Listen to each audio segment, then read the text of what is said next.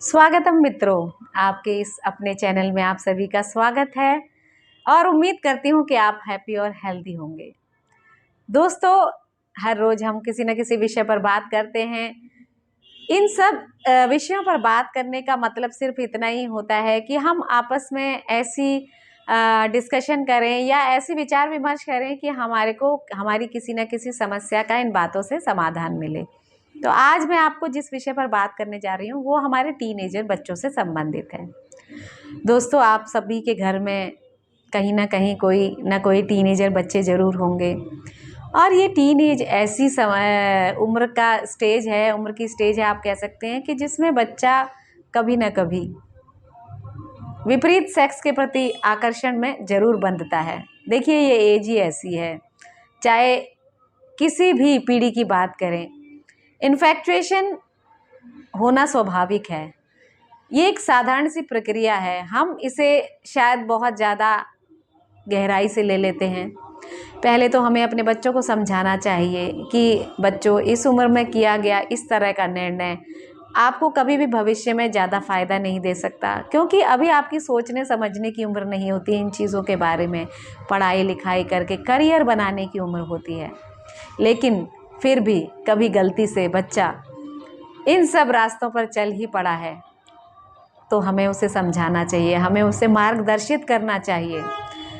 Being a parent और guardian, अगर हम हर समय उसे डांटते रहेंगे तो जिस मानसिक परिस्थिति से वो गुजर रहा है उसमें उसे आघात भी लग सकता है। कई बार क्या होता है कि आजकल तो एक आम हो गया है, थोड़े दिन दोस्ती होती है और फिर बच्चे ब्रेकअप की समस्या से गुजरने लग जाते हैं।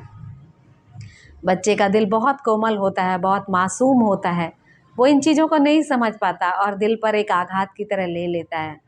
कई बार अपना बहुत नुकसान भी कर लेता है और हमारे बच्चे का नुकसान हमारा खुद का ही तो नुकसान है ना दोस्तों।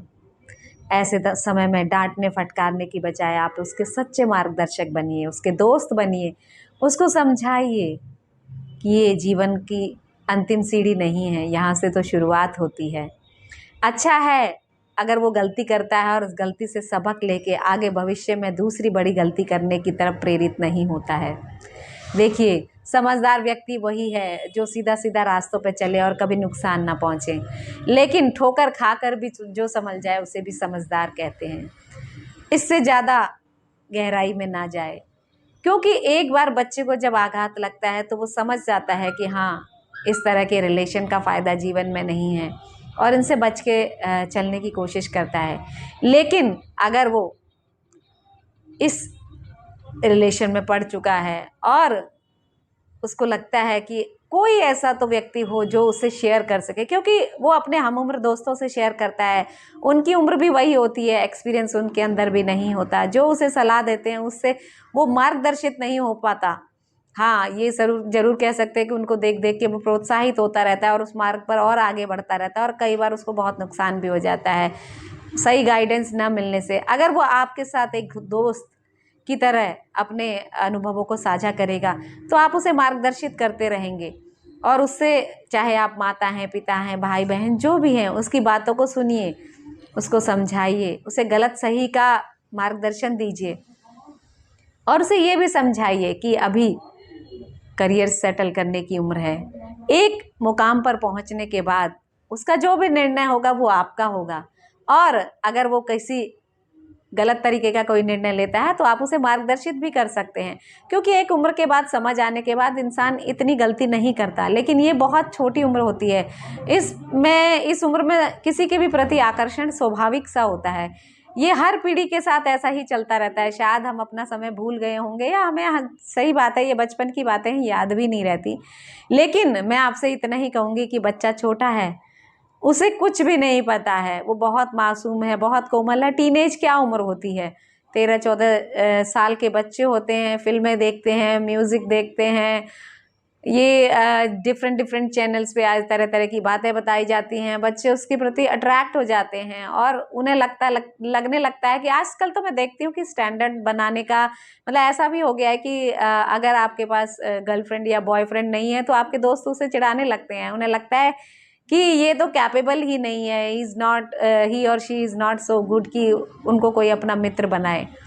ऐसे ऐसे उकसाया जाता है कि बच्चों को तो लगने लगता है कि ये हमारा मतलब स्टैंडर्ड मेंटेन करने के लिए बहुत ज़रूरी है, लेकिन उसके फ़ायदे जो हो ना हो, लेकिन भविष्य में उसके नुकसान बहुत होते हैं, क्योंकि वो पढ़ाई छोड़ देते हैं, इन चीज़ों में लग जाते हैं। उससे उनका करियर, उनका जो मार्कशीट है, उनका जो स्कोर बुक है, नीचे चला जाता है और आगे आने वाले समय में उन्हें स्कूल कॉलेज में कहीं भी अच्छी जगह एडमिशन नहीं मिल पाता है, जो उनके करियर को बहुत ज़्यादा अफेक्ट करता है। इसीलिए माता पिता होने के नाते, एक अच्छे गार्जियन होने के नाते आप उनका सहयोग कीजिए, उन्हें बताइए कि किस तरह से वो सही रास्ते पर चलकर अपने भविष्य को सुरक्षित करें। सबसे पहले अपने भविष्य को सुरक्षित करें, उसके बाद आगे भविष्य में इन सब बातों के बारे में सोचें।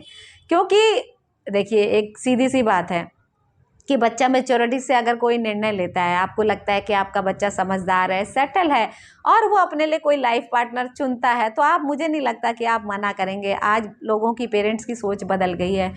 पहले में ये सब बातें चलती भी थी, लेकिन अब के पेरेंट्स खुद ही पढ़े लिखे समझदार होते हैं और मतलब बुद्धिवान होते हैं। मैं ये नहीं कहूँगी, ज़रूरी नहीं है कि पढ़ाई लिखाई से ही बुद्धि आती है, चीज़ों को समझने वाले होते हैं। वो अपने बच्चों की प्रॉब्लम्स को समझते हैं और उन्हें लगता है कि हमारा बच्चा इतना मैच्योर है कि ऐसा निर्णय लिया है उसने और ये चीज़ें उसे भविष्य में दुखी नहीं करेंगी, तो वो उसके निर्णय के साथ चलते हैं।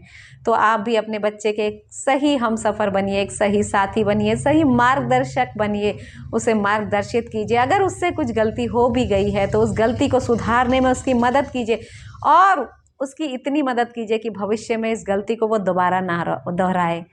देखिए दोस्तों, इसी तरह हम आपके साथ अपने अनुभव साझा करते रहेंगे।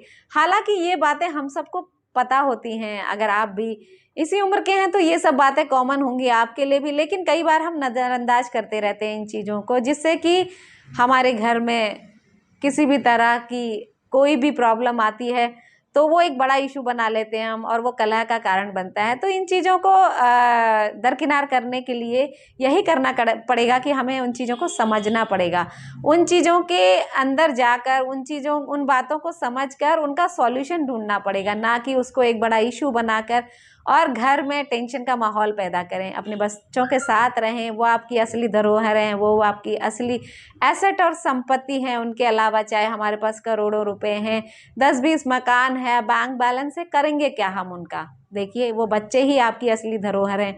जैसे बच्चों के लिए माता पिता इम्पोर्टेंट होते हैं, वैसे ही माता पिता के लिए उनके बच्चे इम्पोर्टेंट होने चाहिए, मुझे ऐसा लगता है।